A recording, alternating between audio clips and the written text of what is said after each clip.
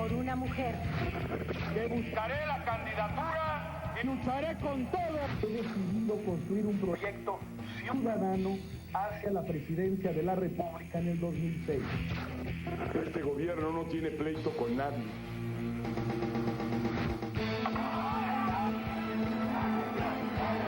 Aprobado el presupuesto de egresos de la Federación para el ejercicio fiscal del año 2005.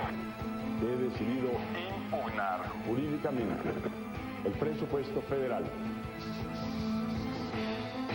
Volar todo el tren por los aires.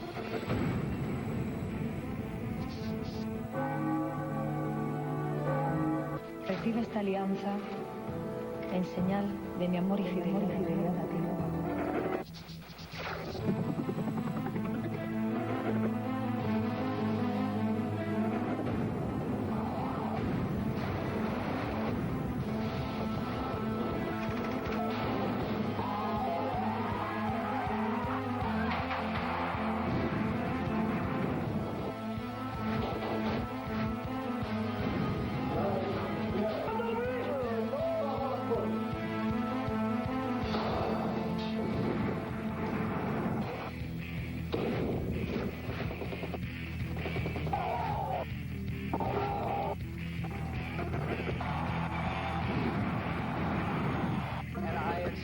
Your nomination for president. Somos Policía Federal Preventura.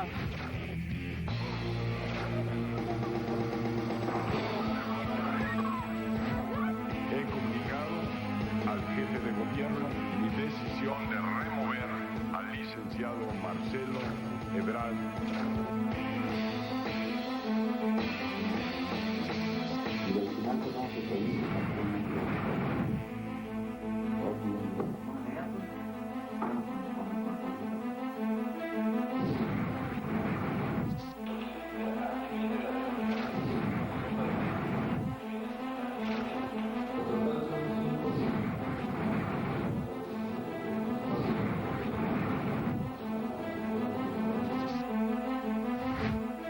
Debo admitir que cometí el error de relacionar lo personal con la política. Que no ha sido fabricado para quitarme mis derechos políticos con miras a las elecciones del 2006. Se le pide al embajador de Cuba en México que en un término máximo de 48 horas se retire del país. Se decreta la formal prisión preventiva de Carlos Agustín Ahumada Cruz. El ciudadano René Juvenal Bejarano Martínez queda inmediatamente separado de su cargo.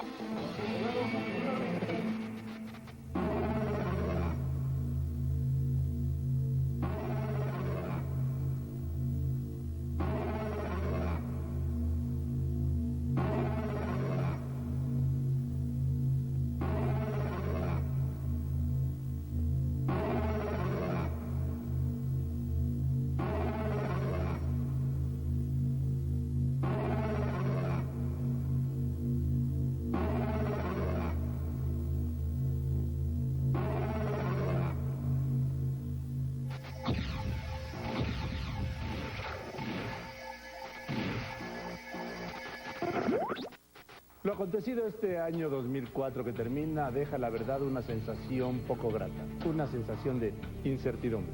Si usted no lo cree así o lo siente así, le invito, vamos a repasarlo juntos. 2004 fue un año marcado por el conflicto político, el enfrentamiento de poderes, el choque entre gobiernos. Fue un año de incertidumbre, de conflictos, de videos. Estos últimos, los videos, materia prima del ejercicio periodístico en televisión, fueron la herramienta para desenmascarar a los políticos y sus corruptelas. El 1 de marzo de este año de incertidumbre y conflictos marcó el rumbo que iba a tomar la política. Ese día se puso el acento en los escándalos de corrupción. Ese día se desencadenó el conflicto que dañó y ensució la relación entre los gobiernos federal y de la Ciudad de México. Y el elemento que lo detonó fue la difusión de un video. El primero de muchos más que se conocerían este 2004, año de incertidumbre, año de conflictos, Año de videos. Videos que también mostraron los horrores de la guerra y la brutalidad del terrorismo. En un mundo que parece haber extraviado el orden internacional y que simplemente no atina a recuperar. Videos que fueron el testimonio de catástrofes y embates de la naturaleza que este año no le dieron tregua ni a México ni al mundo. Pero este 2004 que termina también fue el año en que la inseguridad y la impunidad terminaron con la paciencia de los mexicanos. La sociedad se hizo una para exigir en la calle el derecho a vivir sin dolor. Un año en el que, a pesar de todo, el género humano recurrió a lo mejor de sus conocimientos y de su solidaridad para contrarrestar los embates de esa relación oculta que han formado la discapacidad y la pobreza. Un año este 2004 en el que la economía mexicana volvió a despegar, pero sin que su crecimiento permita conjurar la incertidumbre que nos plantea el 2005. Acompáñenos a continuación al recuento noticioso del 2004, año de incertidumbre, conflictos y videos.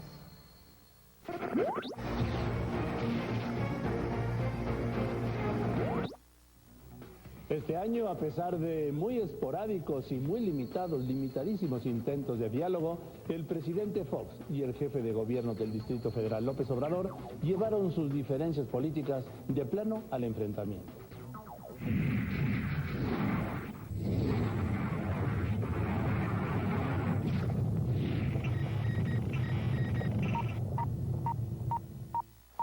Las diputadas y diputados que estén por la negativa. El 22 de abril, la Cámara de Diputados negó al presidente Fox el permiso para recibir una condecoración de la Organización de Naciones Unidas para la Agricultura y la Alimentación, la FAO. El presidente Fox no puede ser merecedor de ninguna distinción porque no ha habido desarrollo rural ni fomento agropecuario. Recibirla agravia y ofende al campo, a los campesinos y a nuestro país. Dictamen esa discusión. La Cámara Baja explicó que autorizar la recepción de esta presea hubiera sido una ofensa para millones de campesinos mexicanos que sobreviven a la pobreza.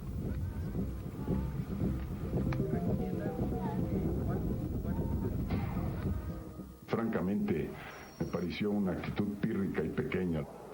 Este tipo de desencuentros frecuentes durante los 3 primeros años de la administración Fox llegaron este 2004 al punto de colisión cuando diputados y senadores de la oposición relegaron la aprobación de las reformas estructurales propuestas por el Ejecutivo, la fiscal, la energética, la laboral, la político-electoral y la del Estado.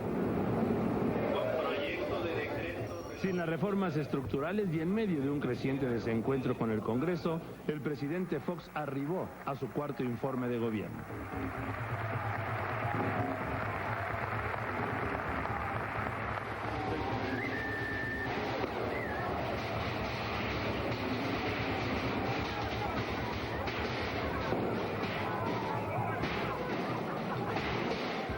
El recinto legislativo rodeado por los trabajadores sindicalizados del Seguro Social que llamaban al paro.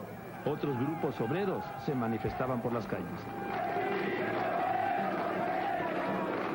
Nunca pudieron acercarse al Palacio Legislativo de San Lázaro porque la fuerza pública tendió un cerco de seguridad prácticamente inexpugnable.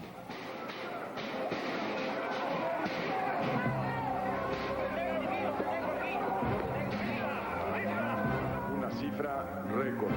En el interior de la Cámara de Diputados, la sesión del informe presidencial transcurrió con constantes interrupciones al presidente Fox, quien improvisó en su mensaje para hacer un llamado al acuerdo.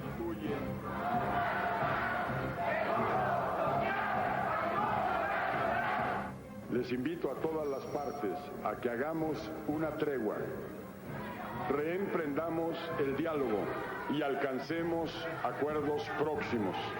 Permítame, señor presidente. Pero el gran enfrentamiento entre el presidente y la Cámara de Diputados se fraguó a lo largo de todo el año. Le recuerdo.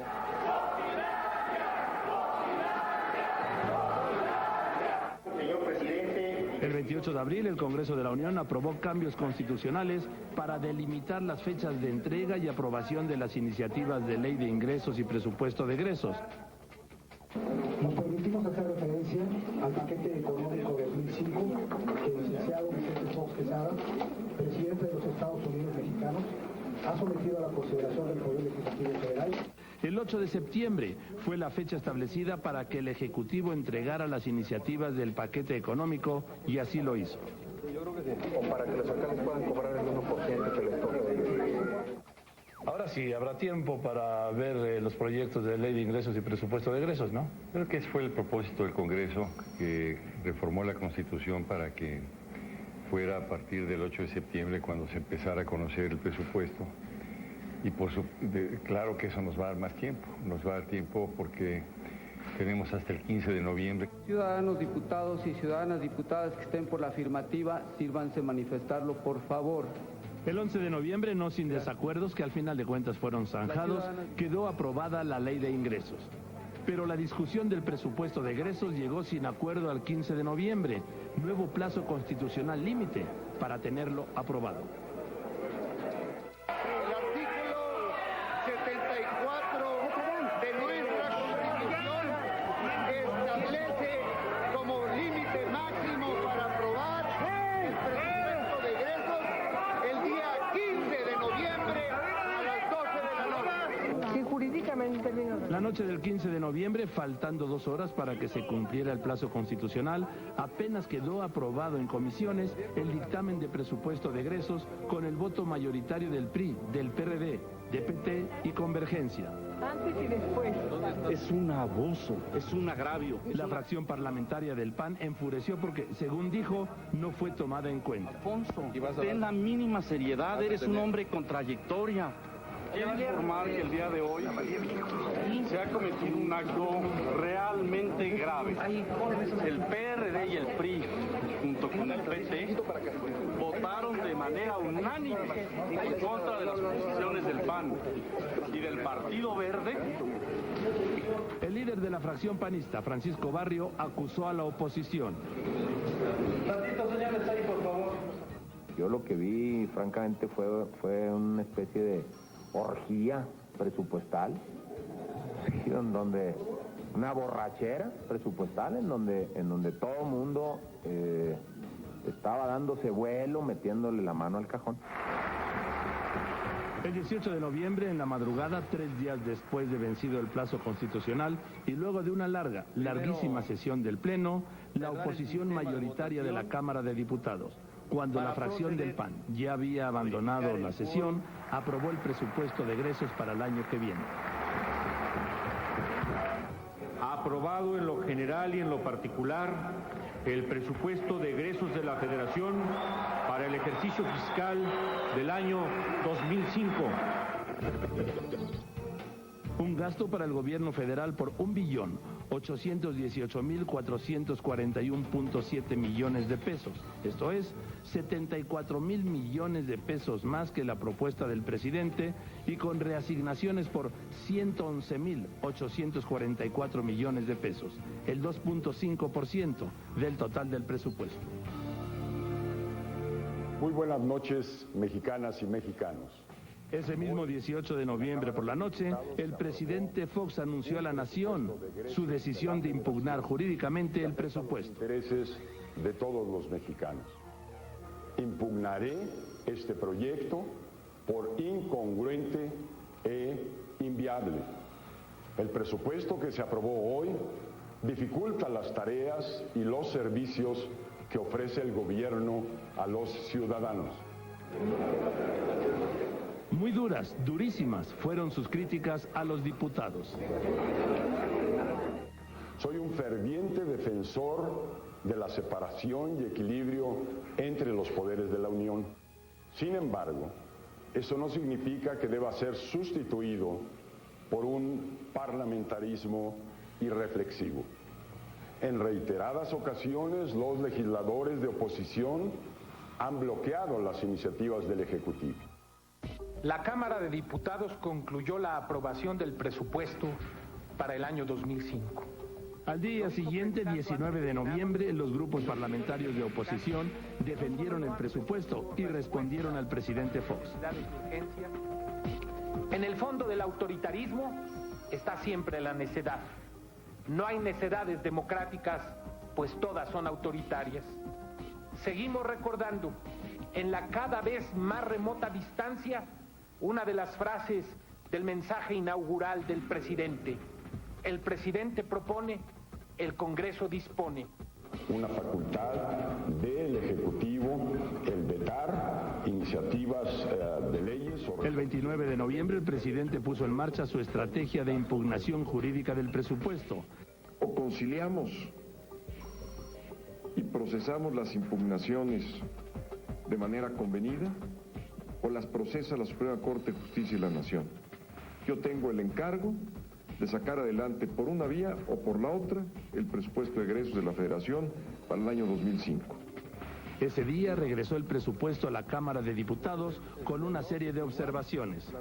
Aplicó el mecanismo que contempla la Constitución como veto y que, de acuerdo con una corriente jurídica de opinión, no se puede aplicar en el decreto de presupuesto, pero que, según otra, sí se puede. Aprobados los puntos de acuerdo. El 14 de diciembre la Cámara de Diputados regresó el presupuesto al Ejecutivo, que lo publicó el 21 de diciembre para su entrada en vigor, el día 1 de enero de 2005. Pero ese mismo 21 de diciembre el presidente presentó una controversia constitucional ante la Suprema Corte de Justicia de la Nación. La Corte será la que resuelva quién tiene la razón en este enfrentamiento entre los poderes ejecutivo y legislativo, y lo aclarará de una vez y para siempre.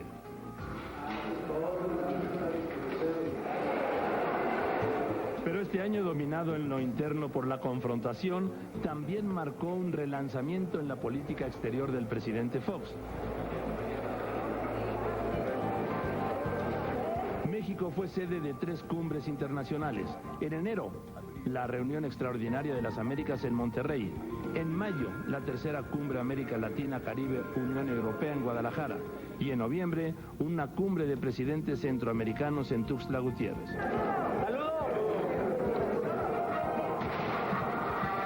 También recibió a jefes de Estado, de gobierno y a monarcas extranjeros. El 17 de septiembre firmó con el primer ministro del Japón, Junichiro Koizumi, un acuerdo de asociación económica.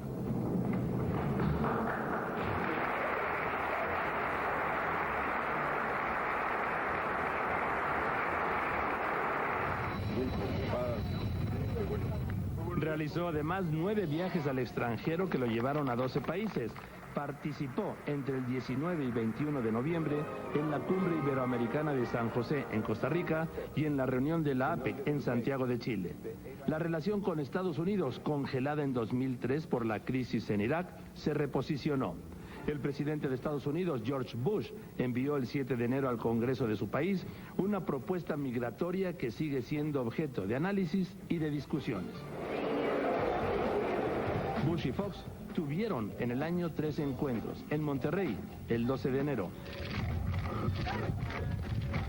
en el Rancho Crawford de Texas, el 5 de marzo, y en Santiago de Chile, el 21 de noviembre. En los hechos, sin embargo, la relación con Estados Unidos siguió marcada, como ha estado siempre en la historia, por conflictos. I explained to the President that we share a mutual concern to make sure our border is secure. Recién iniciado el año, agentes del FBI operaron las revisiones de pasajeros, las supervisaron en el Aeropuerto Internacional de la Ciudad de México, esto del 2 al 9 de enero. La polémica se desató porque el gobierno mexicano no informó de la medida hasta que se supo a través de los medios de comunicación.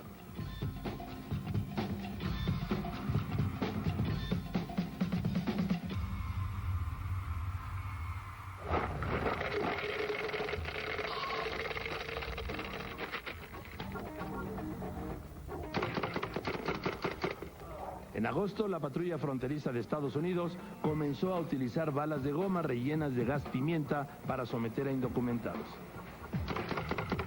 Aunque el gobierno mexicano avaló la medida como parte de un acuerdo firmado en junio de 2001, el uso de estas balas de goma generó la protesta del Congreso y de organizaciones defensoras de los derechos humanos.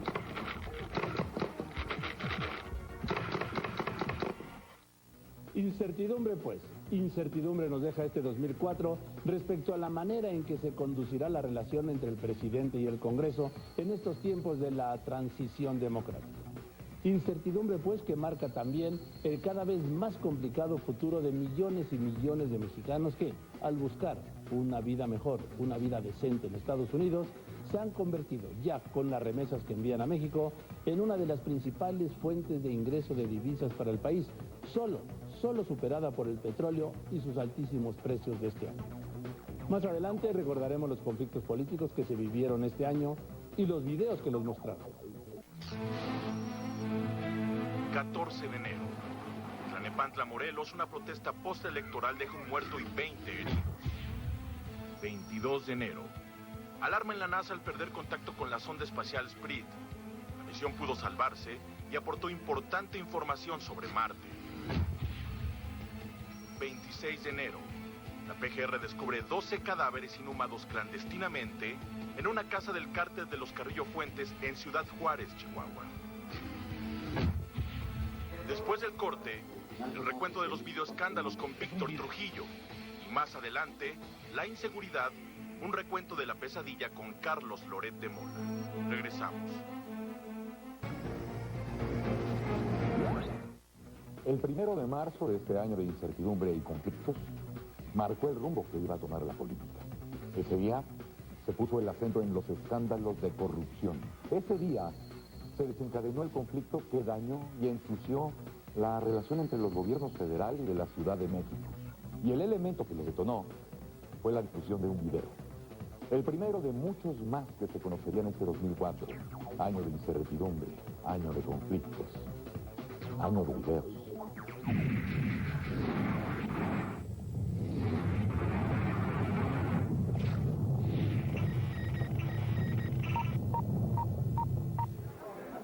El lunes 1 de marzo, Noticieros Televisa difundió este video en el que se vio al secretario de Finanzas del Gobierno del Distrito Federal, Gustavo Ponce, apostando en un casino de Las Vegas. El responsable de manejar el dinero del gobierno capitalino jugaba y apostaba miles y miles de dólares como cliente VIP del casino del Hotel Bellagio. Se les da la confianza. 2 días después, el 3 de marzo, el gobierno del Distrito Federal volvió a sacudirse. Noticieros Televisa presentó un nuevo video. Un hombre, cuya identidad se ocultó en un primer momento, entregaba miles de dólares a un importante político del PRD. Era René Bejarano, guardando el dinero en un portafolio. Lo mismo que el derecho a la información. René Bejarano, presidente de la Asamblea Legislativa del Distrito Federal y el ex secretario particular del jefe de gobierno Andrés Manuel López Obrador, conoció en el Mañanero de Broso el video que lo puso en evidencia. Vamos a verlo. Mira, el 21 de abril que soy son $45,000, son 477 en total, son 3,877,000, quedamos 78. Son percepciones de muy mala madre que está recibiendo la gente. Ciertamente. Y que necesitamos todos una explicación de este tipo de cuestiones y que no nada más nos solazamos de ver cómo circula el dinero, sino que estamos ya hasta la madre de que estas situaciones sucedan. Yo estoy y no merecemos una explicación. No me pendejes, por favor. Un empresario... Ahí mismo, Bejarano identificó al hombre que le entregó el dinero. Era Carlos Ahumada, presidente de la constructora Quart, uno de los consorcios concesionarios de obra pública más importantes en el gobierno del Distrito Federal. La difusión del nuevo video encendió los focos rojos en el gobierno del Distrito Federal. Pero el escándalo no topó ahí. El 8 de abril se difundió un tercer video. El mismo Carlos Ahumada entregando dinero a Carlos Imas, perredista también y jefe delegacional en Tlalpan. Carlos Imas aceptó que Ahumada lo ayudó en su campaña, pero reveló que otra parte del dinero que recibió se utilizó para financiar la campaña de Rosario Robles por la presidencia del PRD. Deseo solicitar a partir de hoy mi separación de las filas del partido de El 11 de marzo, Rosario Robles renunció al PRD junto con Ramón Sosamontes, fundador del partido y exdelegado en Venustiano Carranza, Iztapalapa, también implicado en los videoescándalos. Carlos Imaz fue procesado por delito electoral y enfrenta su condena en libertad bajo fianza. No, hombre, de nada, suerte. La difusión de estos videos descubrió un fraude de 31 millones de pesos en la delegación Gustavo Amadero. Por ese fraude está en la cárcel Carlos Ahumada. Pero el exdelegado Octavio Flores sigue prófugo de la justicia. Otros delegados perredistas están bajo sospecha de haber recibido apoyos de Ahumada y de beneficiarlo con contratos. Como resultado del videoescándalo, René Bejarano fue acusado de lavado de dinero y delito electoral. Para procesarlo fue desaforado por la Cámara de Diputados el 4 de noviembre. El ciudadano René Juvenal Bejarano Martínez queda inmediatamente separado de su cargo como diputado a la Asamblea del Distrito Federal de la tercera legislatura y en consecuencia a disposición de las autoridades competentes para que actúen con apego y arreglo a la ley. 2 semanas antes, en el contexto de ese proceso político, Bejarano presentó fragmentos no conocidos, ecualizados, de conversaciones videograbadas con Ahumada. Los presentó como prueba de la teoría del complot contra el gobierno de López Obrador, sugiriendo la participación del expresidente Carlos Salinas de Gortari.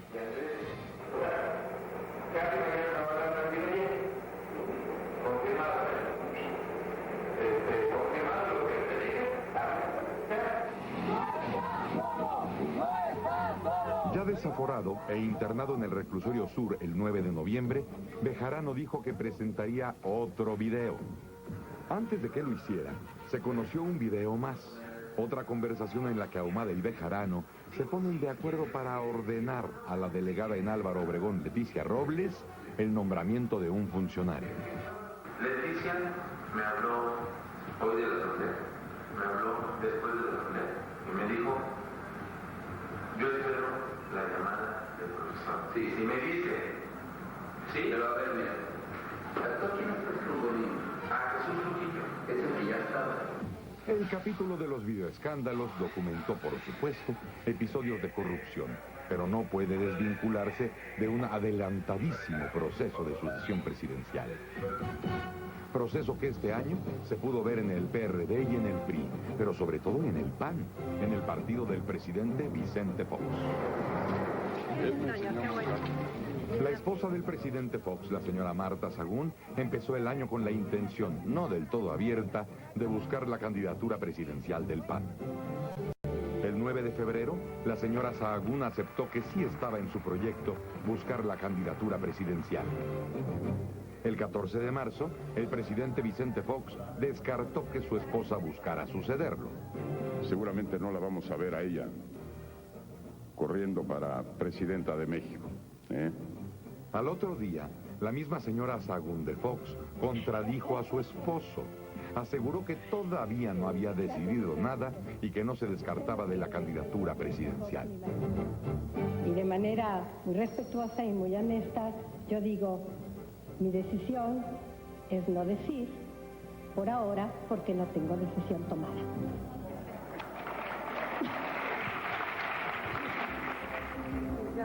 Siguieron 4 meses de indefinición y ambigüedad.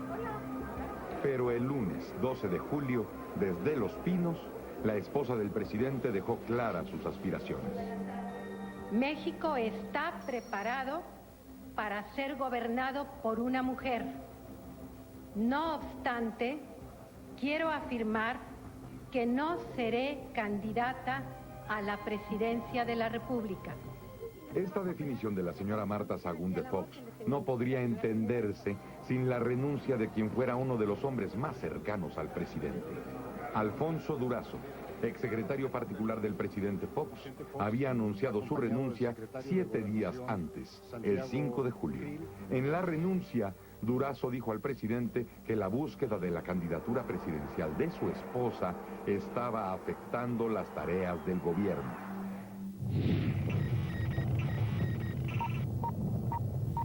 Continuidad de Vicente Fox. En esa dinámica de sucesión adelantada, el gobernador de Jalisco, Francisco Ramírez Acuña, organizó un evento en Guadalajara para destapar para la candidatura presidencial panista al secretario de Energía, Felipe Calderón Hinojosa. Al día siguiente, el presidente Fox reprendió a Calderón Hinojosa. Fue más que imprudente haber realizado este evento con una característica electoral. Me parece que está fuera de lugar y fuera de tiempo. Calderón Hinojosa no toleró el regaño y renunció a la Secretaría de Energía y por medio de una carta le dijo al presidente que consideraba injusta su reclamación. Finalmente, el 11 de junio, Calderón Hinojosa decidió buscar la candidatura del PAN a la presidencia.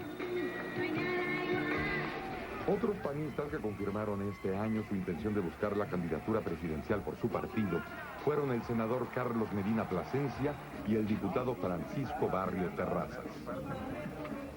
El secretario de Gobernación, Santiago Krill, no se ha pronunciado abiertamente por la candidatura panista, pero cierra el año como el preferido por el panismo, de acuerdo con la última encuesta de Consulta Mitofsky. Otro político que formó parte del gobierno de Fox y que lanzó oficialmente lo que llama candidatura presidencial ciudadana es el ex canciller Jorge Castañeda. Por el lado del PRI también hubo este año destapes y autodestapes. Los primeros en anunciar públicamente su intención de buscar la candidatura presidencial del tricolor fueron el gobernador de Hidalgo, Manuel Ángel Núñez Soto, y el ex gobernador de Veracruz, Miguel Alemán. El pasado 2 de diciembre se sumó públicamente a la lista de aspirantes priistas el gobernador del Estado de México, Arturo Montiel. Otros gobernadores priistas y el senador Enrique Jackson también aspiran a la candidatura presidencial del PRI, pero no lo han dicho claramente. Roberto Madrazo, el líder nacional del Partido Revolucionario Institucional, tampoco ha hecho públicas sus aspiraciones, pero es el preferido entre el priismo, de acuerdo con la más reciente encuesta de Consulta Mitofsky. Su figura se fortaleció durante el año al ganar las gubernaturas en Sinaloa, Puebla, Tamaulipas, Oaxaca, Veracruz, Chihuahua y Durango. En los procesos electorales de este 2004, el PAN solo ganó Aguascalientes y Tlaxcala, en tanto que el PRD triunfó solo en Zacatecas. En el flanco izquierdo, y de acuerdo con la última encuesta de Consulta Mitofsky, Andrés Manuel López Obrador ha seguido al frente de las preferencias del PRD para que el jefe de gobierno de la Ciudad de México sea su candidato presidencial. Pero estoy decidido a ser candidato en el 2006. Pero el 25 de octubre, Cuauhtémoc Cárdenas confirmó públicamente que había decidido postularse por cuarta ocasión. El PRD tendrá que remontar los severos daños que le provocó este año el escándalo Bejarano Ahumada Ponce. El 24 de febrero se conoció el video en el que un empresario ofrecía $2 millones al senador y líder del Partido Verde, Jorge Emilio González, para que autorizara unos permisos de construcción en Cancún. Y al final sacamos el permiso, ¿cuánto no nos va a sacar? 2 millones. Así, con el mal sabor del escándalo, es que termina este 2004. Un año de incertidumbre, conflictos y videos. Muchos videos. 6 de febrero. Un atentado terrorista en el metro de Moscú deja 39 muertos y 134 heridos. 7 de febrero. Poco más de 2,000 braceros invaden el rancho de la familia del presidente Fox en San Francisco del Rincón, Guanajuato. 17 de febrero. Muere el expresidente de México, José López Portillo. 11 de marzo. España sufre el peor atentado terrorista en su historia. 198 muertos y 1.500 heridos deja la explosión de 13 bombas en diferentes estaciones ferroviarias de Madrid. 24 de marzo. La PGR detiene en México a una red de traficantes de indocumentados formada por empleados del Instituto Nacional de Migración. Después del corte, el conflicto Fox-López Obrador con Joaquín López Dóriga. Y más adelante, 2004 en el mundo, el agobio del terrorismo con Adela Micha. Regresamos. Este año, a pesar de muy esporádicos y muy limitadísimos intentos de diálogo, el presidente Fox y el jefe de gobierno del Distrito Federal, López Obrador, llevaron sus diferencias políticas de plano al enfrentamiento.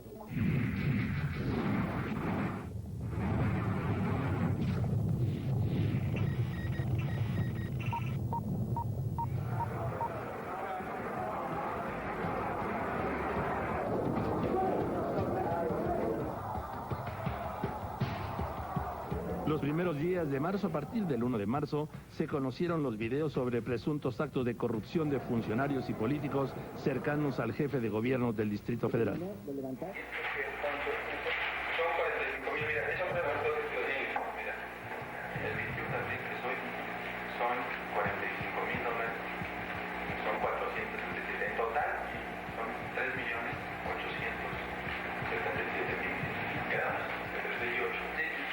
Desde un principio, desde el primer día, López Obrador repitió una y otra vez que se trataba de un complot contra su gobierno. Se utilizó a instituciones del Estado con un propósito faccioso. El gobierno del presidente Fox exigió, por su parte, no distraer la atención del verdadero problema, la corrupción en el gobierno del Distrito Federal. Pero López Obrador acusó de conspirar contra su gobierno a la Secretaría de Hacienda, a la PGR, al CISEN, a Gobernación.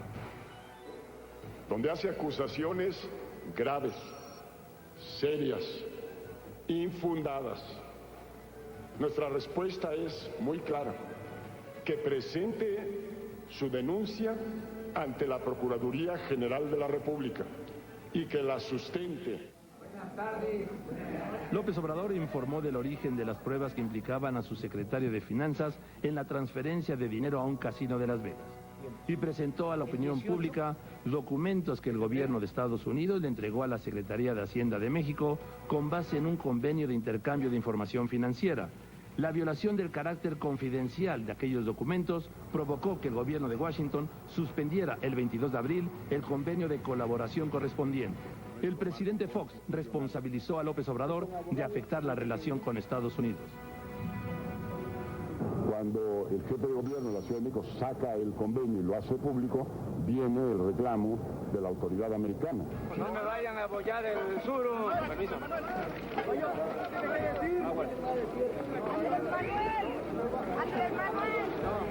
Por hacer públicos documentos confidenciales, López Obrador fue citado a declarar por la PGR el mismo 23 de abril.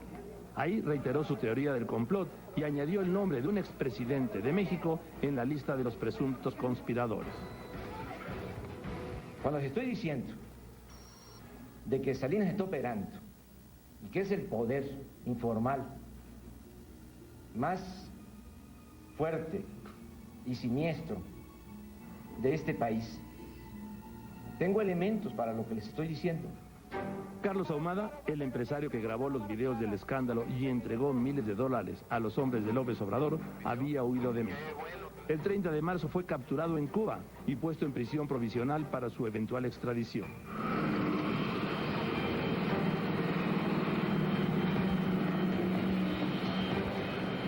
Carlos Ahumada fue sorpresivamente deportado por Cuba el 28 de abril. El gobierno de Fidel Castro, al entregarlo, aseguró que el deportado reconoció que el escándalo de los videos fue planeado con antelación y calculado deliberadamente para alcanzar lo que llamó objetivos políticos.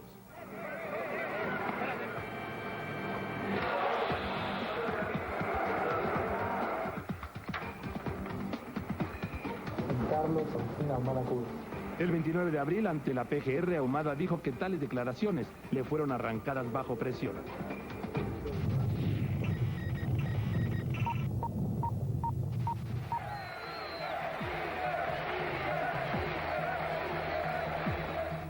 El 1 de mayo, desde La Habana, Fidel Castro se refirió a la ya cercana votación de la ONU sobre los derechos humanos en su país y a lo que esperaba del voto de México.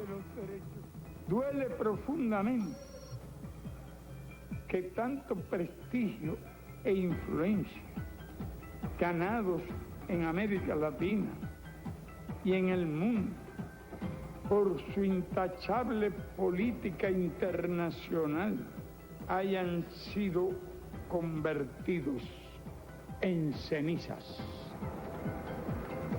La respuesta del gobierno de México fue inmediata, no solo por las declaraciones de Castro, sino por presuntas actividades intervencionistas de funcionarios cubanos en nuestro país. La Secretaría de Gobernación cuenta con información sobre actividades realizadas en nuestro país por funcionarios del Gobierno de la República de Cuba, las cuales son inaceptables. Por eso el gobierno mexicano redujo las relaciones diplomáticas con Cuba al menor nivel de su historia, al peor nivel diría, al borde de la ruptura, retiró a su embajador en La Habana y anunció: se le pide al embajador de Cuba en México que en un término máximo de 48 horas se retire del país. El consejero para asuntos políticos acreditado por esa embajada, señor Orlando Silva Furs, se ha declarado persona non grata.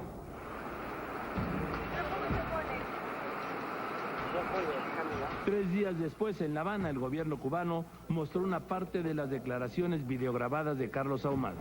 En ellas, Ahumada revelaba no haber recibido nada de la ayuda que le prometieron quienes recibieron sus videos para usarlos políticamente. La protección jurídica pues no me la han dado, pues al contrario me gané que me acusaran de lavado de dinero y pues, la económica tampoco me la han dado.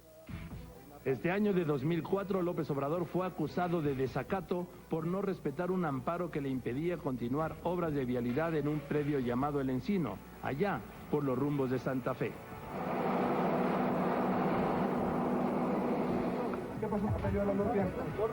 La acusación derivó en la solicitud de desafuero que la PGR hizo el 17 de mayo a la Cámara de Diputados. Que se inicie el procedimiento de declaración de procedencia penal respectivo en virtud de que el servidor público referido goza de fuero.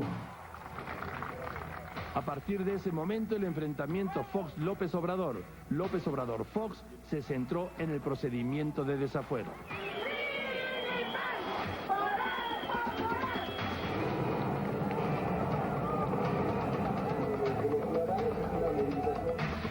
Todo ha sido fabricado para quitarme mis derechos políticos con miras a las elecciones del 2006.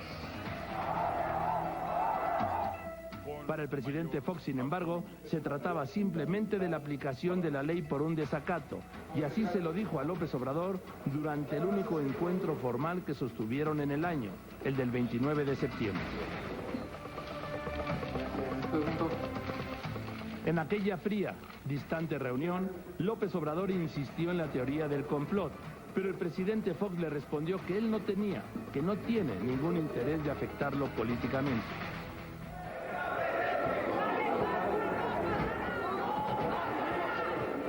Asambleístas del PRD reventaron el 5 de octubre la sesión de la Cámara de Diputados.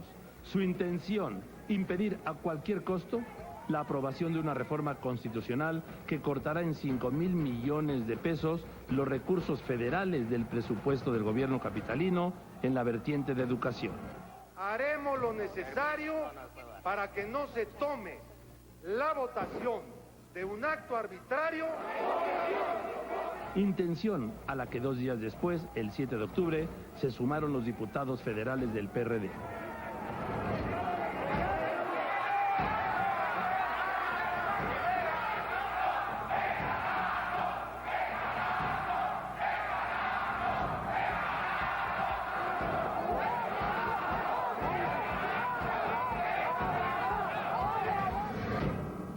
Pero el 12 de octubre, el voto del PAN y el PRI aprobó la reforma del artículo 122 y tensó hasta los terrenos de la ruptura la relación de Fox y López Obrador.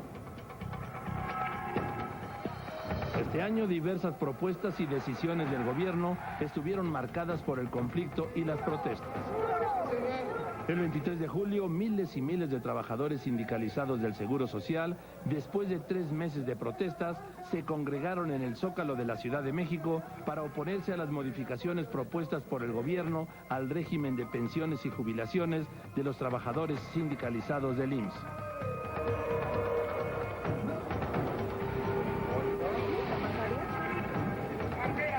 El 30 de julio, el Palacio Legislativo de San Lázaro de la Ciudad de México fue protegido por un cerco de seguridad. En el interior, los diputados del PAN y el PRI aprobaron el nuevo régimen de pensiones y jubilaciones. Los trabajadores del IMSS amenazaron con la huelga y presionaron con bloqueos para que el Senado frenara la reforma. Los trabajadores sindicalizados del Seguro y de otros sindicatos se instalaron el 4 de agosto frente a la Cámara de Senadores. Bloquearon durante horas el acceso al recinto, pero los legisladores consiguieron entrar protegidos por un escudo policial.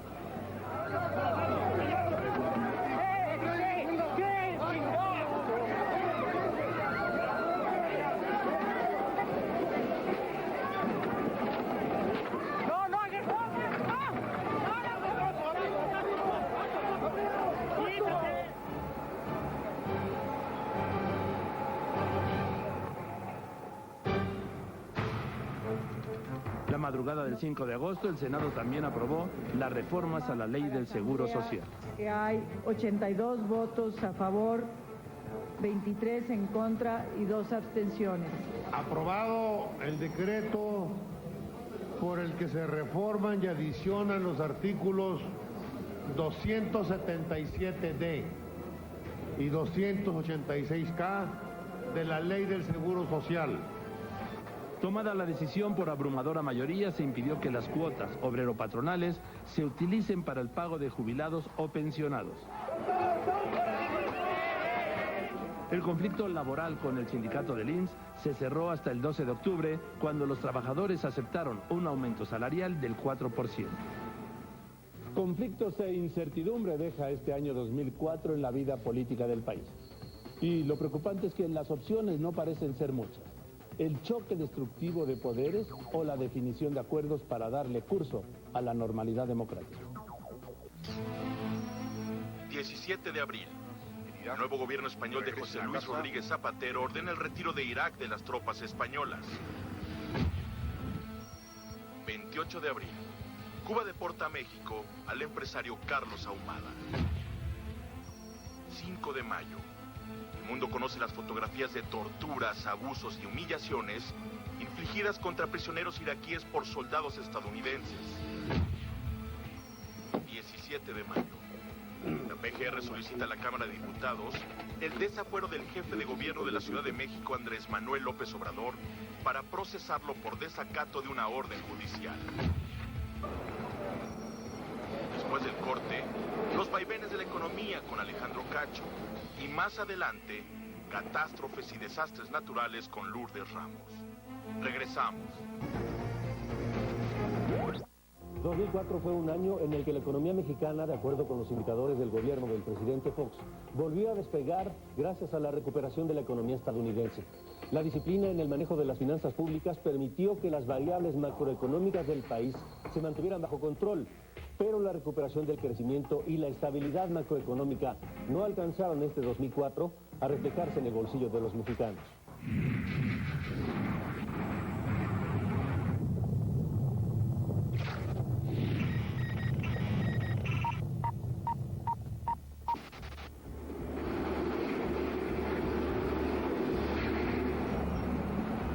En 2004, Petróleos Mexicanos ocupó la atención de la opinión pública.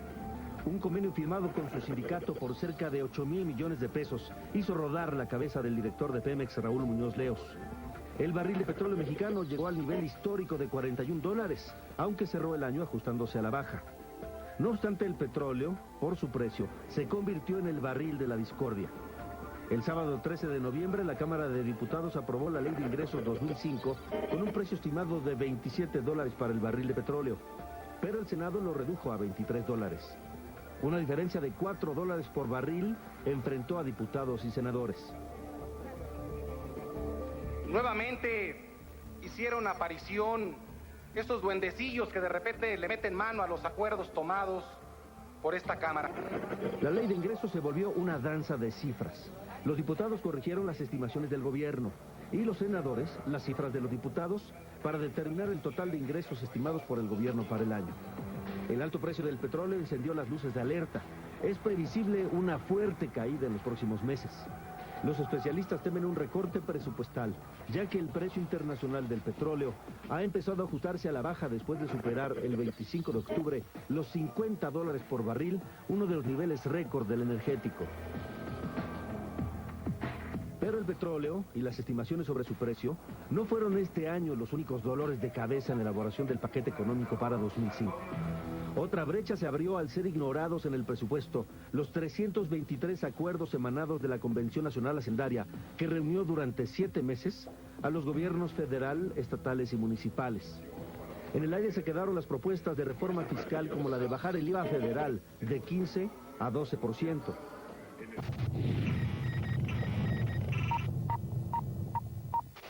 El 12 de enero la ciudad de Monterrey se convirtió en la capital comercial de América.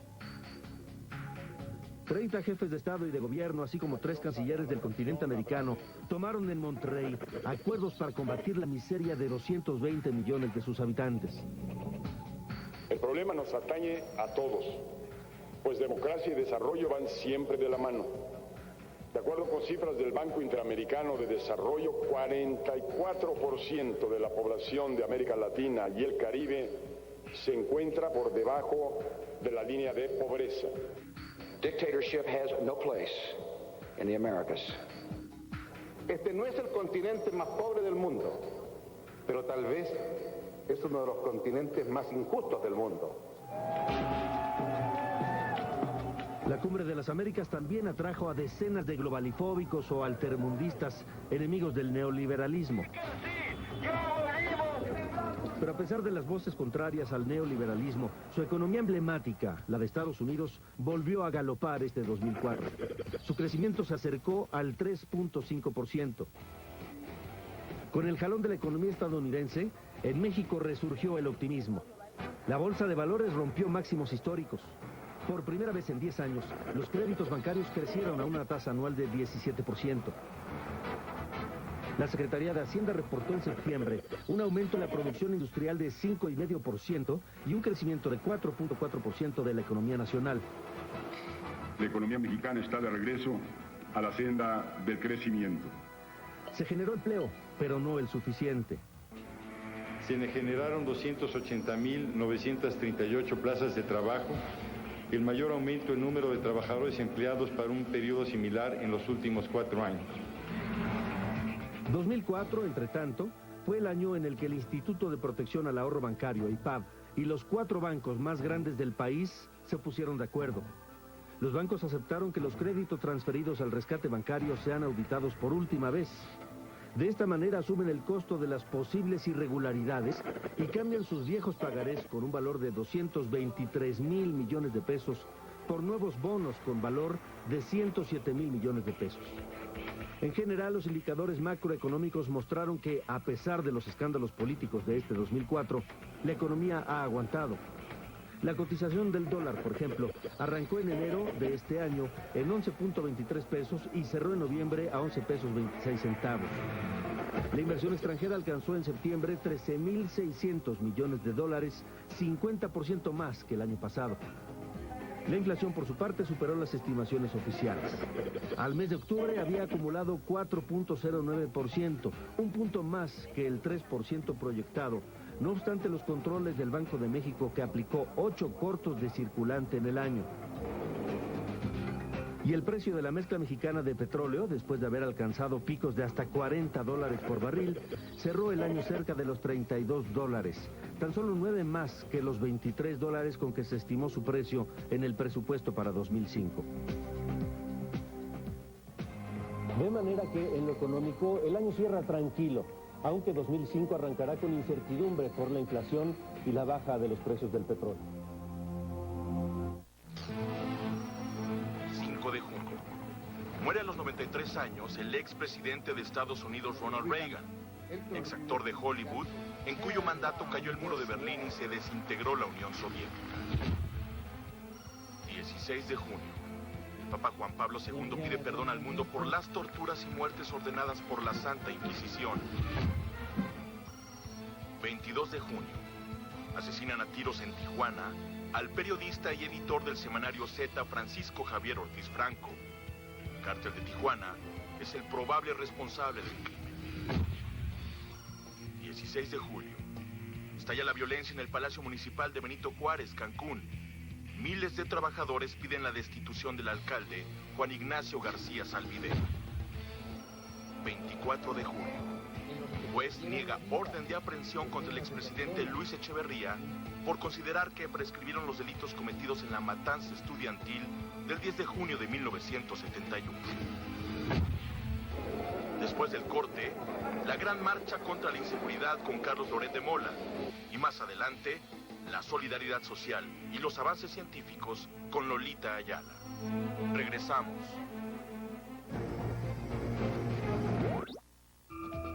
En 2004 se rompieron todos los moldes.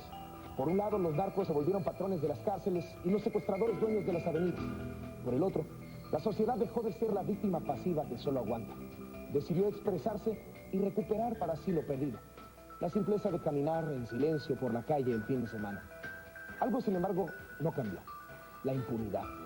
La falta de resultados de los gobiernos de todos los niveles y de todos los partidos ante el mayor problema que vive México, la inseguridad pública.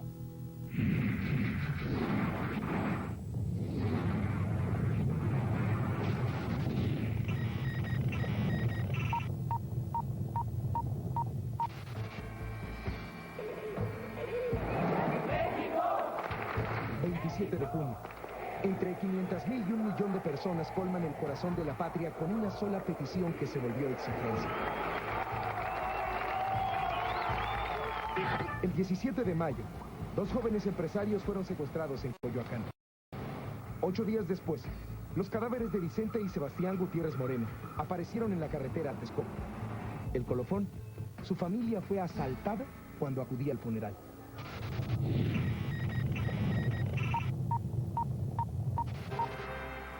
Un mes después, Juan Roberto Cummings y su hijo Guillermo cayeron abatidos a tiros en las puertas de su casa, en Tlalnepantla, Estado de México, cuando un grupo de delincuentes intentaba robarles el automóvil. 2 vidas por un coche. Si no acabamos con esto, va a ser una cadenita de nunca acabar. Siempre va a ser alguien los que van a estar sufriendo esto. Los secuestradores más sanguinarios que nunca.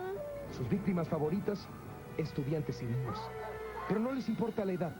Les siguen cortando los dedos para presionar a sus familias. Y es que no solo fueron asaltos y secuestros, fueron narcorrescates, narcofosas y narcotúneles, ejecuciones, lo mismo en el norte, en el Pacífico, que en el sureste. Como hace siglos, reaparecieron montando a caballo los salteadores de caminos. No se salvaron las iglesias y el cristalazo llegó hasta los exclusivos asientos de las avionetas.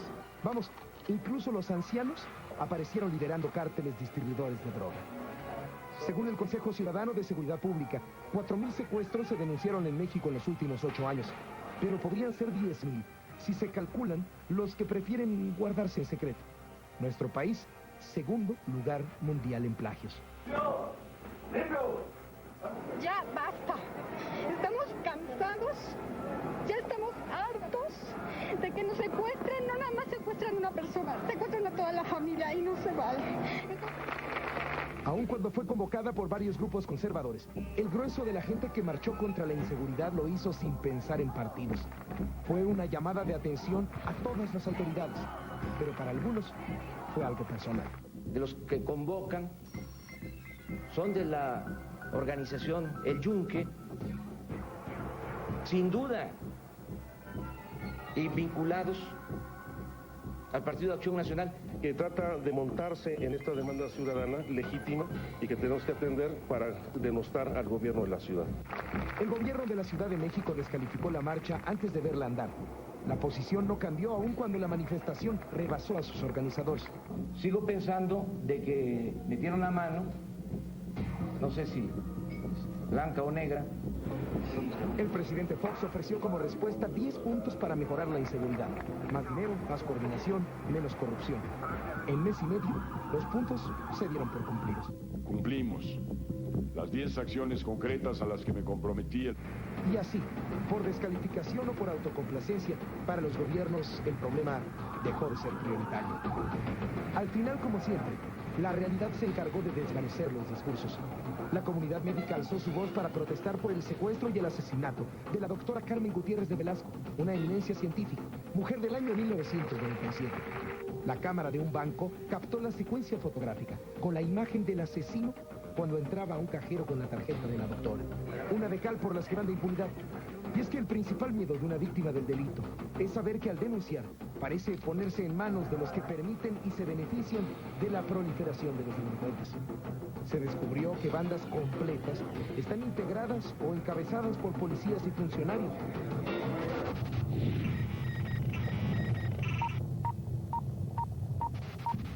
Se supo que en Morelos, por ejemplo, el jefe de la Policía Judicial, Agustín Montiel, era el máximo protector de los narcos de la zona. Y hoy está en la Suprema Corte de Justicia el expediente del actual gobernador, el panista Sergio Estrada Cajigal. El primer encargado en el gobierno de Fox de la seguridad pública reconoció la magnitud del problema. Mire, yo lo que apoyo en principio es que no haya un 95% de impunidad. 6 semanas después, el 13 de agosto, abandonó el cargo con el pretexto de que ya se quería jubilar. Aquí no hay ninguna renuncia. Es la autorización que me dio el presidente para poder tramitar mi jubilación. Entró al relevo el hasta entonces subsecretario de Gobernación Ramón Martín Huerta. La PGR le dio la bienvenida, divulgando que los narcos se habían unido para atacar el penal de máxima seguridad de La Palma. Este grupo de delincuentes, liderado por Osiel Cárdenas Guillén y por Benjamín Arellano, están planeando, están fraguando realizar un pretendido rescate de sus personas.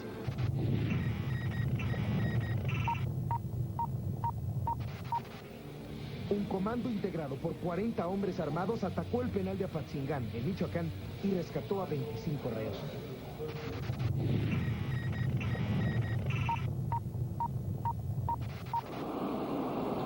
La PGR capturó a Carlos Rosales Mendoza, hombre fuerte de Osiel Cárdenas. Lo acusó de encabezar este asalto.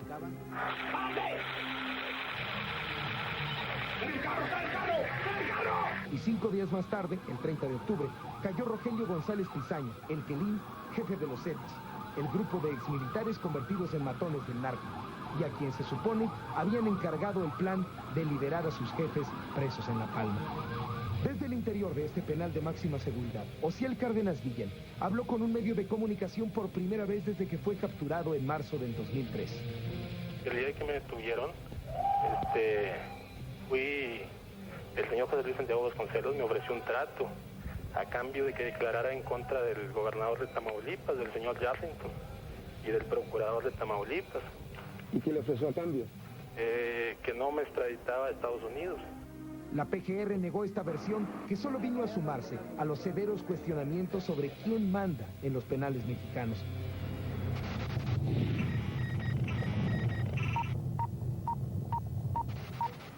La autoridad respondió con el traslado de 50 reos de La Palma al penal de Puente Grande en Jalisco.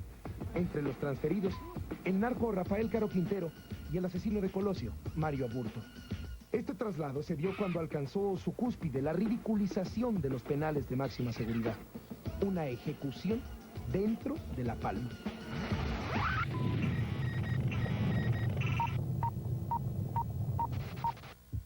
El asesinato de Miguel Ángel Beltrán, el Cejagüera, uno de los principales lugartenientes del aún prófugo Chapo Guzmán. El asunto brincó pronto a la esfera de la política. 2 candidatos panistas a diputados en Sinaloa asistieron al funeral del narco y cuando se vieron fotografiados en el velorio, repartieron parejo. Mucho, miré, del PRI, del PRD.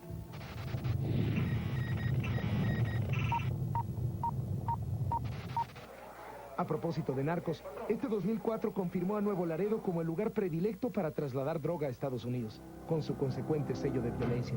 Y como si no fuera suficiente la delincuencia interna, este año se reafirmó en México la importación de maleantes.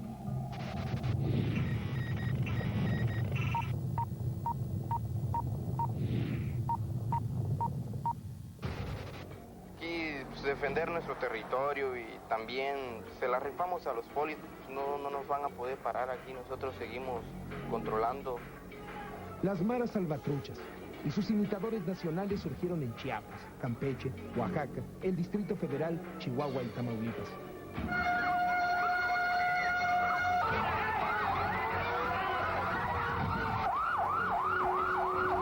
El gobierno federal reconoció por fin que el problema no es exclusivo de la frontera sur. Desde Honduras hasta Los Ángeles.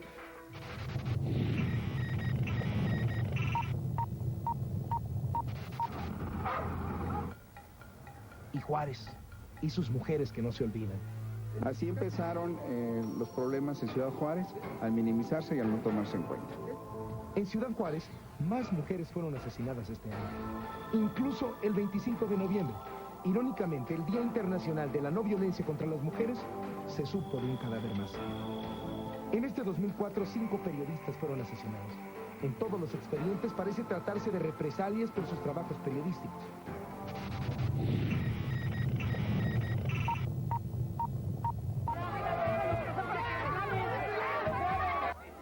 En la agonía del espíritu, que fue también la agonía del año, resurgió el horror de los linchamientos.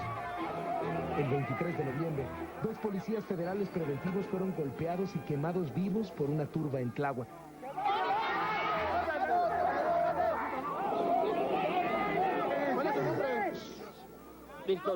Víctor Morales. ¿Qué es lo que iban a hacer con los niños? No, señor, andamos trabajando en investigación. Estas fueron sus últimas palabras antes de ser asesinado, quemado, junto con su compañero Cristóbal Bonilla. Ninguna autoridad, local o federal, pudo o quiso auxiliarles. El tiempo de traslado al lugar de nuestros efectivos está dado primero por la lejanía del lugar. Un helicóptero frente a una turba no debe siquiera intentar bajar, porque con una piedra lo pueden tumbar. Autoridades locales y federales culparon entre sí. A las autoridades locales por no haber reaccionado. Como se vio el abandono por parte de nuestros mandos, eso no es la primera vez que se da. En una comunidad que tiene sus usos, costumbres. Por el caso Tláhuac, el presidente Fox cesó el 6 de diciembre al comisionado de la Policía Federal Preventiva, José Luis Figueroa. Además, destituyó al secretario de Seguridad Pública del Distrito Federal, Marcelo Ebrard. Todas estas medidas tienen el claro objetivo de contribuir a fortalecer el orden público y a abatir la impunidad. Aquí tomó una decisión política arrebatada y sobre la base de colocarle al gobierno del Distrito Federal la responsabilidad de hechos. Parecía el final de todo. El final también de un año marcado por la violencia en todas sus expresiones. ¿Qué podía seguir después de Tláhuac?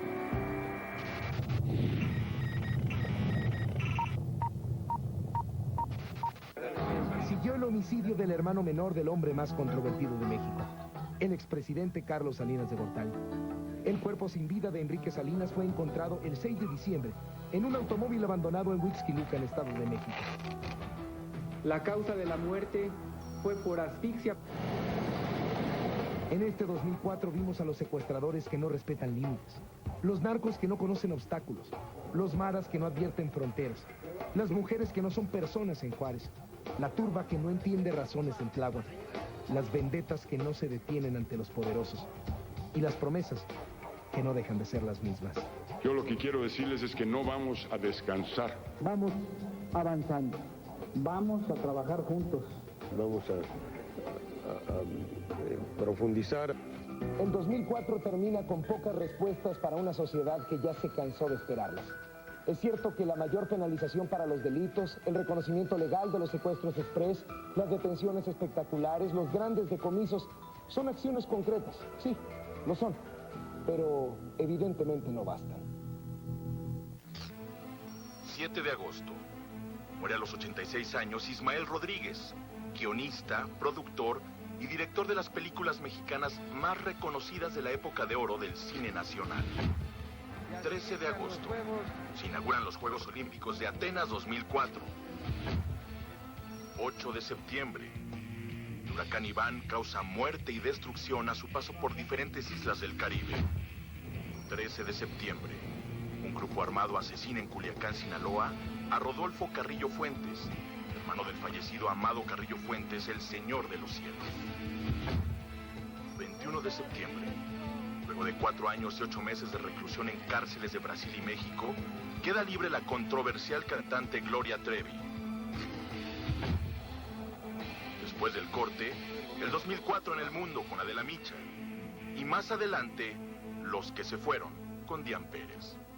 Regresamos. El 2004 en el mundo fue un año de grandes protagonistas y grandes antagonistas también. Y el día a día lo vivimos entre los votos y las armas. para defender la democracia.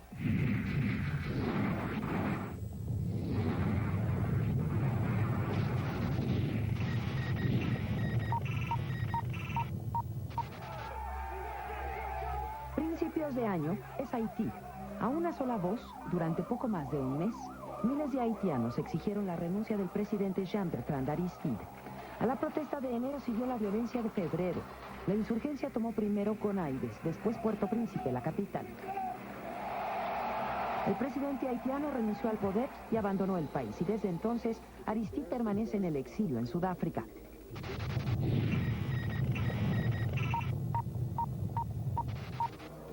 En Venezuela, los votos le ganaron a las armas. Tras meses de manifestaciones, los opositores perdieron el referéndum y no lograron revocar el mandato de Hugo Chávez, quien podrá seguir en el poder hasta 2007.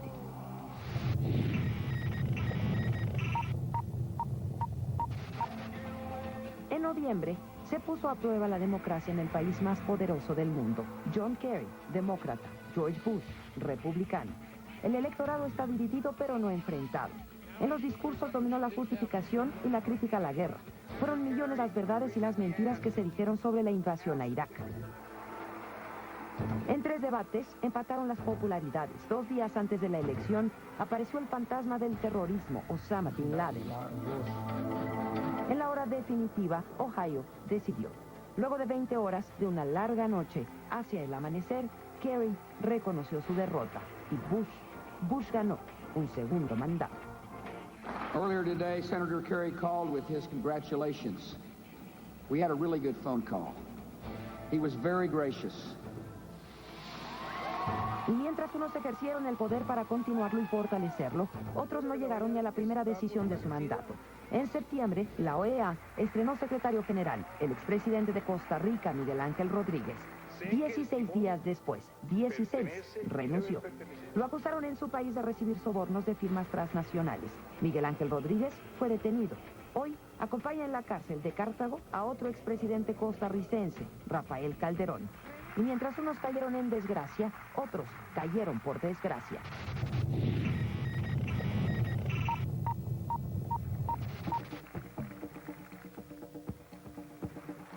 Fidel Castro dio un mal paso.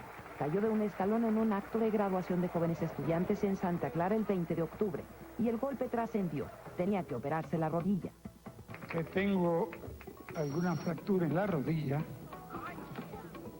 y tal vez una en el brazo. Tal vez. No es muy seguro todavía. Pero estoy entero.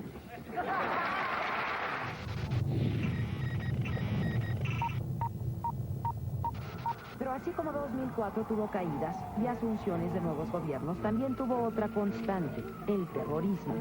911 días después de los atentados en Nueva York y Washington, fue Madrid. Las 7:39 de la mañana del 11 de marzo. Explotó la primera de 10 bombas en 3 estaciones de trenes de las cercanías de Madrid: Atocha, Santa Eugenia y el Pozo del Tío Raimundo.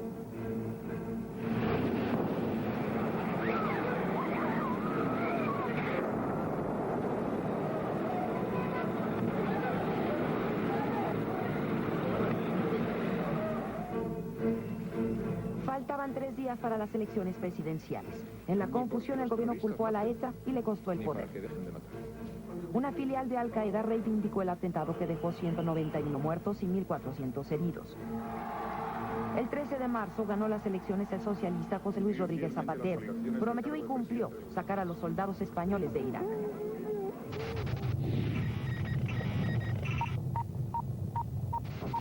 Meses después, al sur de Francia, la ETA sufrió el peor golpe de los últimos 12 años. Fueron detenidos su máximo dirigente, Miquel Albizu, su compañera sentimental María Soledad Iparraguirre y 19 personas más.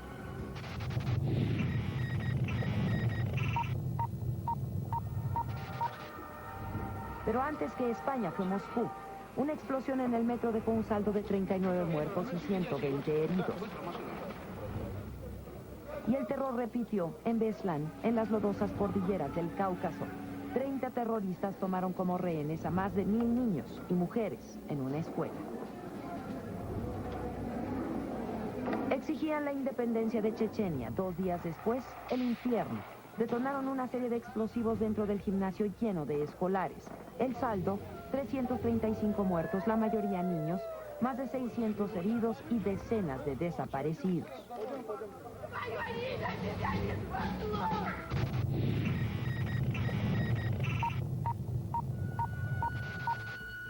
Otro infierno ardió en Medio Oriente. Fue asesinado el jefe Ahmed Yassin, fundador y líder espiritual del movimiento radical islámico Hamas. 3 misiles lanzados por helicópteros israelíes destruyeron su casa en Gaza. Un mes después, también murió su sucesor, Abdelaziz Rantisi. Y ya para terminar el año, falleció Yasser Arafat, lejos de la tierra y el pueblo del que fue líder durante 4 décadas. A los 75 años, el presidente de la Autoridad Nacional Palestina perdió su última batalla frente al cáncer. En un funeral de Estado realizado en El Cairo, la capital egipcia, reyes y jefes de Estado le dieron el último adiós.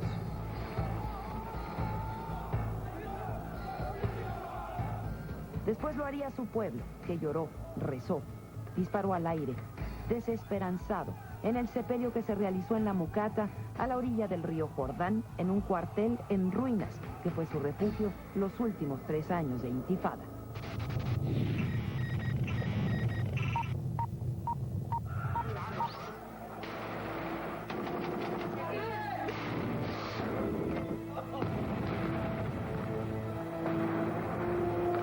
En este 2004, el centro de la atención mundial dejó de ser Irak, aunque fue el año en que la llamada posguerra dejó más muertos que la guerra misma y las batallas más intensas.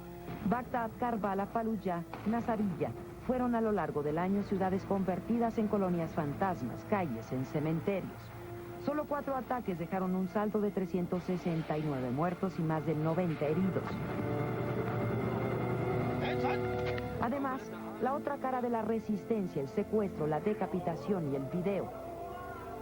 En el 2004, más de 100 personas entre japoneses, árabes, israelíes, italianos, kurdos, kuwaitíes, turcos, egipcios, franceses, ucranianos, estadounidenses, pakistaníes y muchos más fueron tomados como rehenes en Irak. Por lo menos 30 fueron ejecutados. Capítulo aparte fue la cárcel de Abu Ghraib. Fue en abril, una imagen que recorrió el mundo. Prisioneros desnudos encapuchados formando una pirámide humana. Después hubo fotografías para llenar varios álbumes. Los reclutas estadounidenses dijeron que recibían órdenes, sus superiores por supuesto, lo negaron. Pero después aceptaron su abuso. 7 reos fueron acusados, procesados y sentenciados ante una corte marcial. Mientras, allá en Irak, Estados Unidos traspasó poderes a un gobierno iraquí provisional encabezado por el primer ministro, Iyad Allawi. Y las primeras elecciones presidenciales están previstas para este 30 de enero del 2005.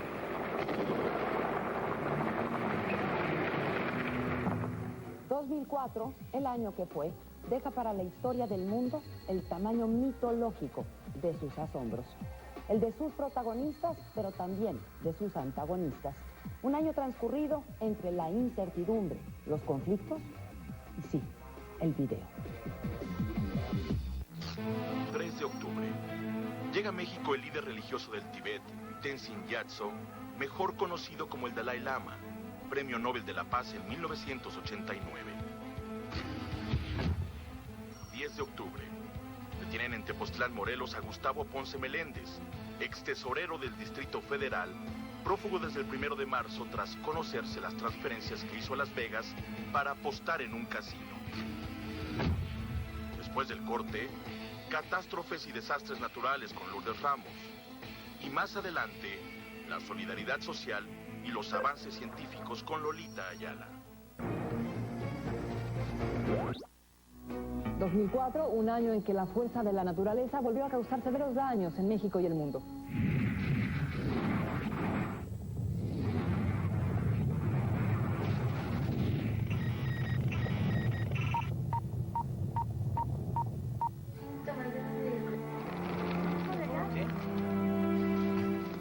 Apenas al inicio del año, miles de niños del Valle de Toluca sufrieron temperaturas congelantes bajo cero.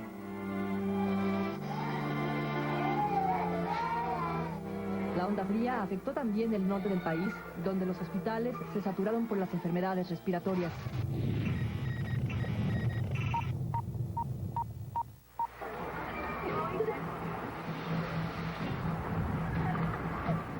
No habían transcurrido las 2 primeras semanas del año y ya eran 66 los muertos por las bajas temperaturas en los estados norteños y en algunos del centro. Al tiempo que nevaba en el Ajusco, el Popo.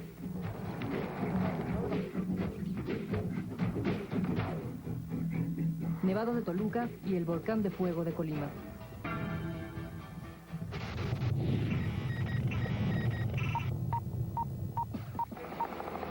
El 9 de enero se registró la primera lluvia fuerte del año en el sur del Distrito Federal. La tromba afectó a decenas de personas con encharcamientos de hasta medio metro. Varias colonias capitalinas se quedaron sin luz.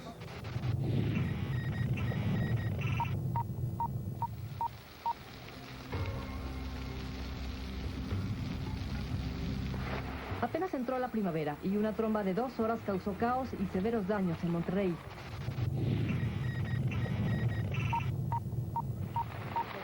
Las lluvias tempranas también azotaron Piedras Negras, Coahuila, donde el río Escondido se desbordó y dejó en la calle a decenas de familias. El saldo: 31 muertos, 44 heridos, 18 desaparecidos y 3,000 damnificados.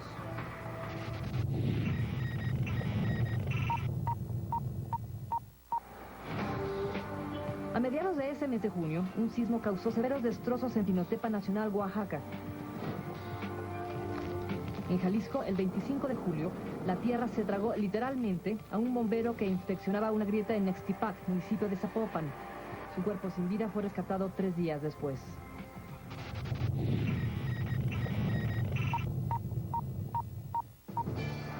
El 13 de agosto, el huracán Charlie tocó Cuba y avanzó hacia Miami. Al golpear la Florida dejó 19 muertos y a más de 50,000 personas sin electricidad, agua y teléfono.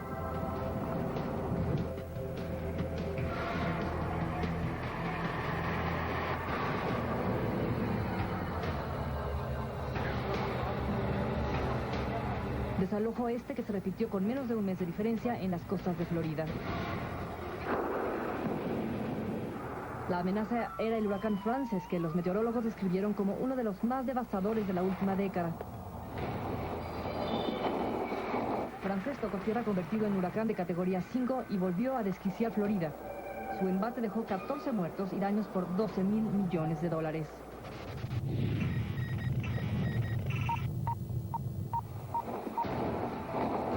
A unos días, por si lo ocurrido fuera poco, amenazaba el huracán Iván, procedente de Barbados.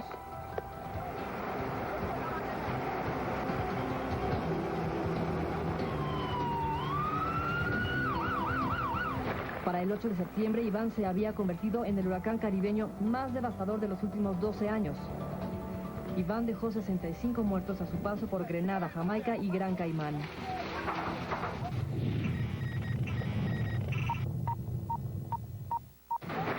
Iván pasó rozando Cuba y puso en máxima alerta a Yucatán y Quintana Roo, donde provocó severas inundaciones. En los cayos de la Florida, por tercera vez en menos de un mes, las autoridades obligaron a desalojar a más de 10,000 personas. El 15 de septiembre, Iván azotó a la Florida, Alabama y Luisiana, cobró más de 80 vidas. Pensacola fue una de las zonas más afectadas. Más de 500,000 de personas se quedaron sin luz.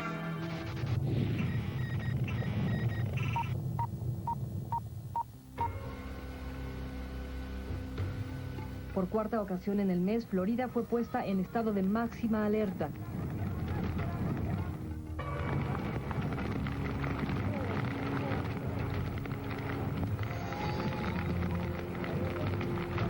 Jean la volvió a golpear y dejó daños por $6,000 millones, 6 muertos y 3 desaparecidos.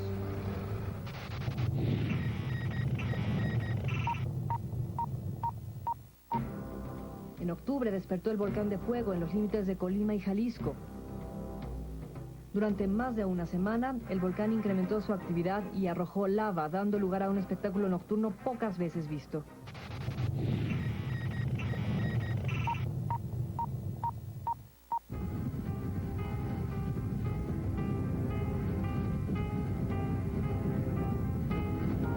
En Estados Unidos, mientras tanto, y después de 24 años, volvió a despertar el volcán Santa Elena.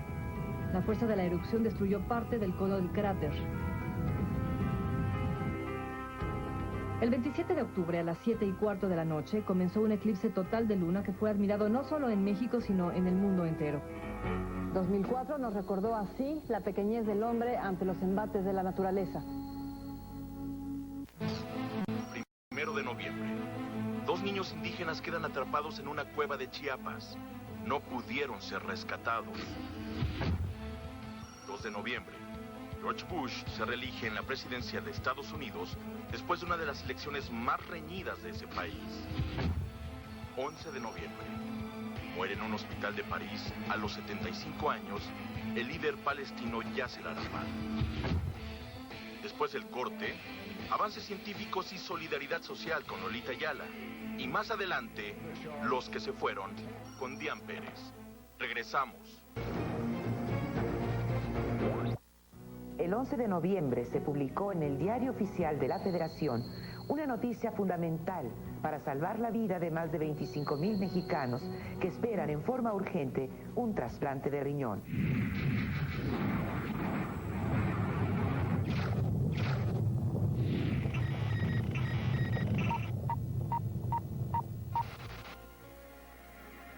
El Diario Oficial dio a conocer cambios en la Ley General de Salud aprobados por el Congreso de la Unión. Con esos cambios, hoy es posible que personas que no son familiares de los enfermos puedan donar un riñón, siempre y cuando se compruebe que no es con fines de lucro. El donante deberá otorgar su consentimiento expreso ante notario público, lo cual ayuda a que dicha acción altruista no reciba remuneración alguna.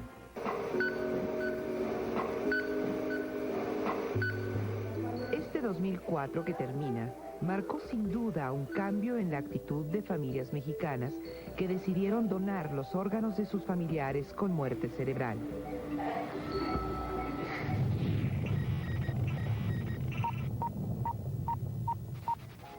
Varios casos llamaron la atención de la opinión pública nacional. Incluso en Quintana Roo, una mujer de ascendencia maya tomó la decisión firme de donar los órganos de su pequeño hijo de 4 años de edad.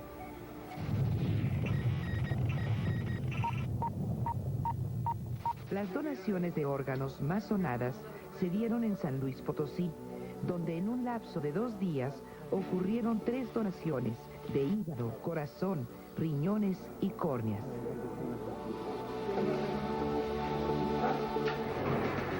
El 24 de agosto, en el Hospital Central de Pemex de la Ciudad de México, la señora Pascuala Aguilar fue noticia mundial al dar a luz a niñas quintillizas gestadas de forma natural sin tratamientos de fertilidad. Este fue el segundo caso de las últimas 3 décadas a nivel internacional. Las quintillizas, idénticas entre sí, fueron atendidas por un consejo de más de 60 especialistas. Estoy muy contenta, pero al mismo tiempo, pues también tengo muchos nervios y estoy muy preocupada.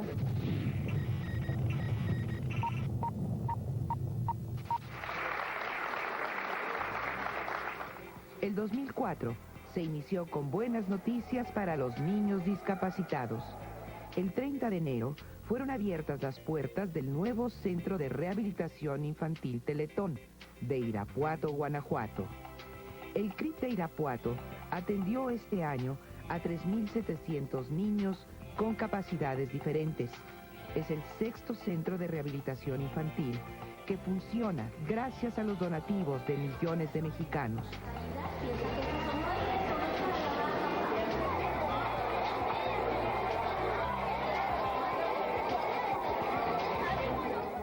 A mediados de año, Fundación Teletón hizo un homenaje a los atletas paralímpicos que ganaron 34 medallas en los Juegos de Atenas. Los niños Teletón entregaron los reconocimientos a 19 atletas que con su ejemplo demostraron que no hay reto que no pueda ser superado con amor y voluntad. Si nosotros no nos aceptamos, la gente no nos acepta. Y el 3 y 4 de diciembre se celebró la 8ª edición del Teletón. Teletón 2004, con el lema Unidos por el Amor. Y eso es lo que demostraron los mexicanos esos días al superar la cifra de 759.351 pesos, recaudados en el Teletón del 2003. 273.695.294 pesos. Gracias a todos por su participación. Ahí está el corazón ya encendido en su totalidad. ¡Qué bueno!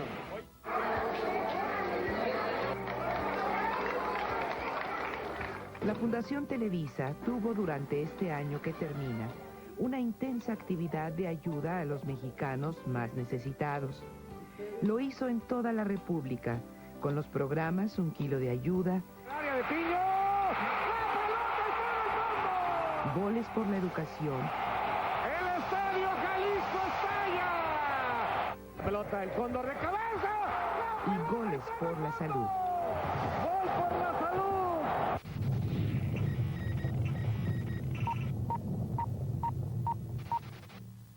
Y también en octubre, los aztecas emprendieron la conquista de Nueva York.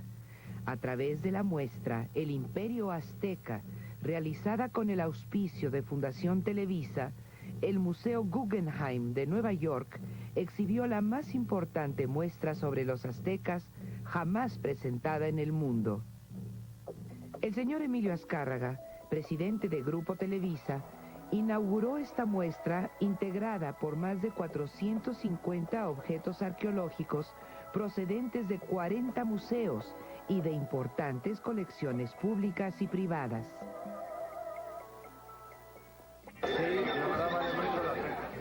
En la primera semana de octubre, el Dalai Lama, líder espiritual del Tíbet, consiguió juntar a más de 10.000 personas en el Auditorio Nacional, y sus actividades fueron seguidas por millones de mexicanos desde sus televisores.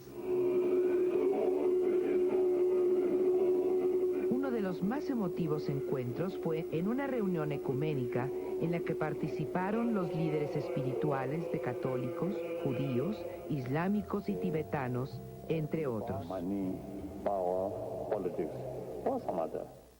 Para cerrar mi participación, no quisiera dejar de mencionar el excelente trabajo realizado por Noticieros Televisa, en colaboración con el maestro José Woldenberg, en la serie México, la historia de su democracia, que fue galardonada en Barcelona el pasado 23 de noviembre, con el prestigiado Premio Ondas, que se otorga a lo mejor de la radio y la televisión, el cine y la música en España.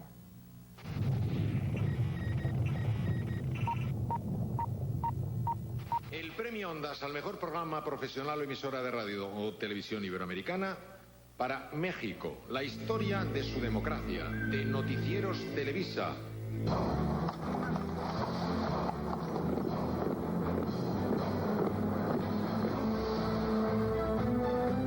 ¡Soldados de la República! ¡La guerra ha terminado! El 21 de septiembre, una noticia recorrió el país como reguero de pólvora. Gloria Trevi, María Raquel Portillo, Mari Boquitas y Marlene Calderón fueron declaradas inocentes de los delitos de rapto, corrupción de menores y violación de Karina Yapor, integrante del llamado Clan Trevi Andrade.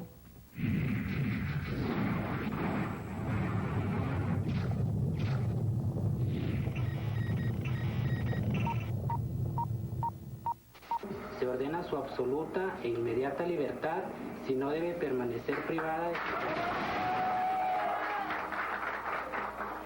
Así terminaron para Trevi 5 años de reclusión en la cárcel.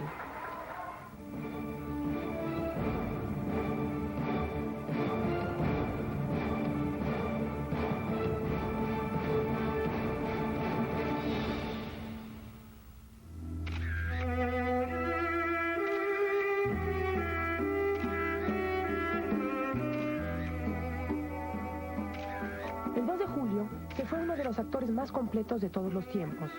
Marlon Brando murió a los 80 años de edad, dejando toda una escuela en la forma natural de actuar que influyó en figuras tan destacadas como Robert De Niro y Al Pacino.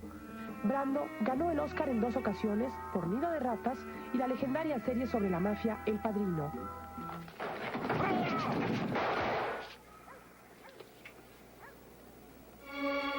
Marlon Brando Brando murió en un hospital de Los Ángeles de un padecimiento nunca revelado.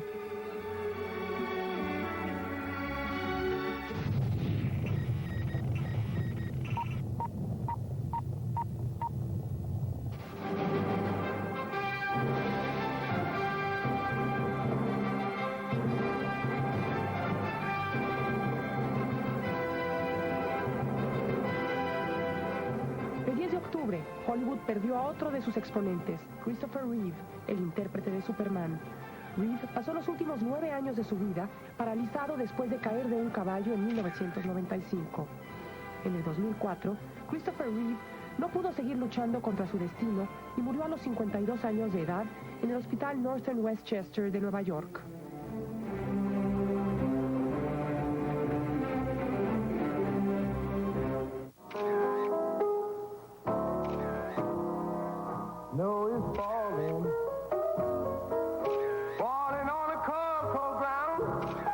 El 10 de junio, el mundo de Rhythm and Blues vio partir a uno de sus más grandes intérpretes, el cantante ciego Ray Charles, el llamado genio del soul, ganador de 12 premios Grammy y autor de grandes éxitos como Georgia in My Mind, Unchain My Heart y Hit the Road, Jack.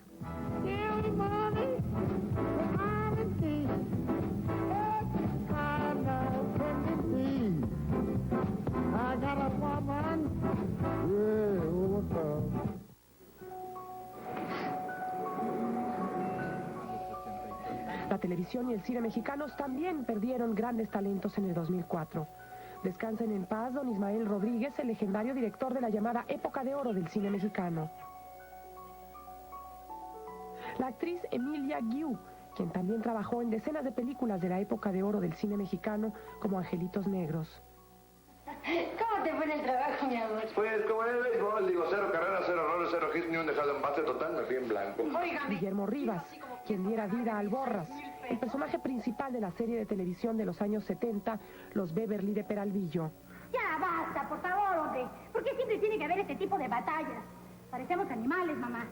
Ah, me pegó la vieja mamut esta. Se cree mucho porque tiene apartado de catre, ¿no?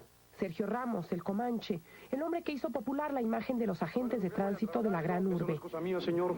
Perdóneme, pero yo soy muy celoso de mi deber. Enrique Alonso, conocido como Cachirulo, un actor siempre dedicado a los niños y que encarnó al principal personaje de Teatro Fantástico. Yo sé el bisonte grande. No, qué bromas. Si me acaba de decir aquel que bisonte grande es el más grande de los pieles rojas y tú eres un chaparro que te pareces a María Isabel con esas trenzas.